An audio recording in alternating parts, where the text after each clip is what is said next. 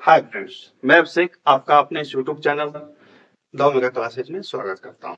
आज इस वीडियो में जो कि बहुत ही साधारण सा छोटा सा वीडियो है, इसमें हम मिश्र इंडेक्स को जानेंगे। सबसे पहले जानेंगे कि यह होता क्या है, फिर इसके बाद इसके गणना सूत्र को समझेंगे और फिर ये जानेंगे कि इसमें क्या चीजें और जोड़ दी गई, जिसके बाद इसे बैरोमीट्रिक इंडेक्स कहा जाता है। इसके बाद इसके इतिहास के बारे में संक्षेप में आपको बता दूंगा ताकि बोधगम्यता में आसानी हो। और हम इस संबंधित बातों को पूरी तरह से यदि आप पढ़ना चाहते हैं और साथ ही मिश्र इंडेक्स से क्या क्या प्रश्न बन सकते हैं पीसीएस स्तर तक, एसएससी, रेलवे और पीसीएस में, तो इसके लिए आपको हमारे व्हाट्सएप चैनल पर जाना होगा, जिसका लिंक आपको डिस्क्रिप्शन में मिल जाएगा, कमेंट बॉक्स में मिल जाएगी, जहां पे आप देख सकते हैं। और हाँ, सारी चीजें फ्री हैं, कहीं भी कुछ पे करने की आवश्यकता नहीं है। तो आइए, आपका बहुमूल्य समय नष्ट न करते हुए सबसे पहले विषय वस्तु पर आते हैं। मिश्र इंडेक्स आम आदमी की आर्थिक पीड़ा का पैमाना। अब एक प्रश्न यहीं से पूछेगा कि निम्न में से कौन सा पैमाना आम आदमी के दुख का पैमाना होता है, यानी कि आम आदमी कितना दुखी है, इसको किस पैमाने से मापा जाता है। उसके लिए आप सीधा टिक मारिएगा मिश्र इंडेक्स पे। क्या पे? मिश्र इंडेक्स पे। ध्यान रखिए कि परीक्षाओं में प्रश्न वही होते हैं जो आप पढ़ के जाते हैं। होता क्या है कि आप गड़बड़ा जाते हैं, हम अब क्या करते हैं, गड़बड़ा जाते हैं। देखिए, आर्थर ऑकुन नाम के एक आर्थिक सलाहकार थे अमेरिकी सरकार के 1970s के दशक में। उसी समय वहां स्टैग्फ्लेशन टाइप का कुछ हो गया था। तो उन्होंने देखा कि भाई, नागरिक जब दबाव में है तो उसका कुछ इंडेक्स होना चाहिए, और वो अमेरिकी सरकार के आर्थिक सलाहकार भी थे। तो उन्होंने एक पैमाना विकसित किया और उसी पैमाने के आधार पर दुनिया भर के जो देश थे उनके नागरिकों को नापा गया कि क्या स्थिति है। तो इसीलिए इसे मिश्री इंडेक्स कहा गया। ठीक है, मिश्री मतलब दुख। इस शब्द का इस शब्द का जो मान होता है या माना जाता है, शब्द का जो अर्थ होता है दुख होता है, इसलिए इसे मिश्री इंडेक्स कहा गया। दुख का पैमाना, याद रखिएगा, यही पूछेगा नॉर्मली आपसे। यह इंडेक्स यह बताता है कि एक आम नागरिक आर्थिक रूप से कितना परेशान है। यही प्रश्न पूछेगा, एकदम ध्यान रखिए कि आम आदमी की आर्थिक परेशानी नापने का पैमाना है तो मिश्री इंडेक्स एक नंबर आपका पक्का। सूत्र कुछ देखिए, कुछ बहुत बड़ा इसमें नहीं पढ़ना है, सिंपल सी चीज है। सूत्र क्या है? मिश्री इंडेक्स को कैसे नापेंगे? तो महंगाई दर यानी कि इन्फ्लेशन और बेरोजगारी, महंगाई दर और बेरोजगारी को जब अनएम्प्लॉयमेंट को जोड़ देंगे तो हो जाता है आपका मिश्री इंडेक्स। अब कैसे?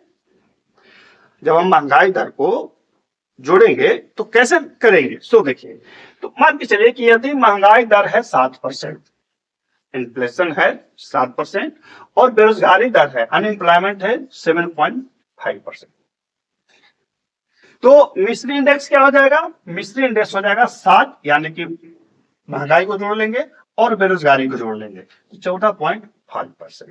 अब सोचिए, किसी देश में या आप ऐसे जगह पे हैं जहां पे रोजगार भी नहीं है और महंगाई भी बहुत है, दुख में हुए कि नहीं हुए? मतलब आपके जेब में पैसा भी नहीं है और पैसा कमाने का कोई चांस भी नहीं है और सामान भी बहुत महंगा है, तो दुख वाली बात हो गई, हुआ नहीं हुआ? इसी को मिश्री इंडेक्स कहा जाता है।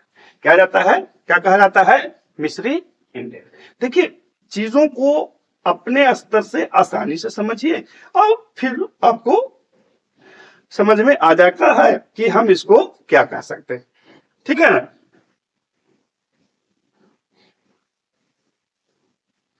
हम सब चीजों को बेहतर ढंग से नहीं समझते। अब हमने इसको क्या बता दिया, नापने का बता दिया क्या। अब इसमें यदि उच्च स्कोर है, पीसीएस वाले को यहीं से प्रश्न पूछेगा, पीसीएस वाले को यहीं से पूछेगा। क्या पूछेगा? उच्च स्कोर है। यदि आपसे पूछ दे परीक्षा में कि यदि मिश्र इंडेक्स हाई है तो क्या हो सकता है या निम्न से क्या नहीं हो सकता है, तब क्या बताएंगे? तो देखिए, जो पढ़े हैं उससे में से कैसे होगा। हमने क्या बताया था? आम नागरिक आर्थिक रूप से कितना परेशान है, तो जो पहला काउज है, जनता पर आर्थिक दबाव, महंगाई, इन्फ्लेशन अधिक एवं रोजगार कम, अनएम्प्लॉयमेंट भी है, बहुत ज्यादा है, और सरकार पर राजनीतिक दबाव, ये तीन चीज जरूर रहेगा। अब इसमें एक चीज और पूछता है कभी कभी परीक्षाओं में इसी से कि निम्न में से किस इंडेक्स से सरकारें परेशान रहती हैं या सरकारों को भी परेशानी झेलनी पड़ जाती है। तो ये इंडेक्स, ये जनता जितना परेशान रहेगा सरकार से उसका सरकार चला जाएगा। इसलिए देखिएगा चुनाव के समय सरकार क्या करता है, सब चीज को थोड़ा थोड़ा सस्ता कर देता है, सस्ता कर देता है भाई, आलू प्याज टमाटर जो है सब सस्ता करो, ताकि सरकार के विरुद्ध कोई जल्दी ना आए, बोले कि अरे तो बहुत महंगाई आया है ना, दिक्कत होता है। एक बार ना अटल बिहारी की सरकार के बारे में था कि सरकार प्याज के कारण चला गया, प्याज उस समय बहुत महंगा हो गया, 100-150 रुपए केजी हो गया, 99 की बात है। अब सोचिए कि प्याज जो 5-7 रुपए मिल रहा था 150 रुपए हो जाएगा, तो मुर्गा खाने वाला कैसे खाएगा, महंगा हो जाएगा। मुर्गा खाने वाला को बोल लगा रहे तो सरकार प्याज महंगा कर दे, इसको वोट नहीं देना, नहीं देगा। अब उसको क्या पता है कि सरकार ने प्याज का क्या किया, कैसे किया, क्या सरकारी तंत्र में उसका उपयोग हुआ, तो बहुत से जरूरी चीज होती है। कहने का तात्पर्य है कि यदि मिश्री इंडेक्स उच्च है तो सरकारें भी दबाव में रहती हैं और यहीं से आपसे सवाल पूछ सकता है। ठीक है, अगला है कि निम्न स्कोर। निम्न स्कोर क्या है, तो रोजगार उपलब्ध है, माने इसका सीधा विपरीत हो जाएगा, सरकार पर दबाव कम, महंगाई भी कम, रोजगार भी ठीक है, सब चीज सही है। दोनों उल्टा। प्रश्न जो पूछेगा वो आपके कंसेप्ट पर पूछेगा, और कंसेप्ट में आप साफ रखिएगा कि मिश्री इंडेक्स मतलब इन्फ्लेशन और अनएम्प्लॉयमेंट, महंगाई दर और बेरोजगारी जोड़ दिए, हो गया। आर्थर आकुन ने 1970 के दशक में इसका प्रथम उपयोग किया था, ये तो हमने इतिहास में बता दिया। इसके बाद एक चीज और याद रखिए, ब्याज दर एवं जीडीपी वृद्धि दर को जोड़ने पर इसे बैरोमीट्री इंडेक्स कहा जाता है। ये आपसे पूछेगा कि बैरोमीट्री इंडेक्स में क्या क्या होता है, बैरोमीट्री इंडेक्स में क्या क्या होता है। तो दो चीज तो रहेगा, महंगाई दर और बेरोजगारी, और उसमें ब्याज दर और जीडीपी जोड़ देना होगा, ब्याज दर प्लस जीडीपी।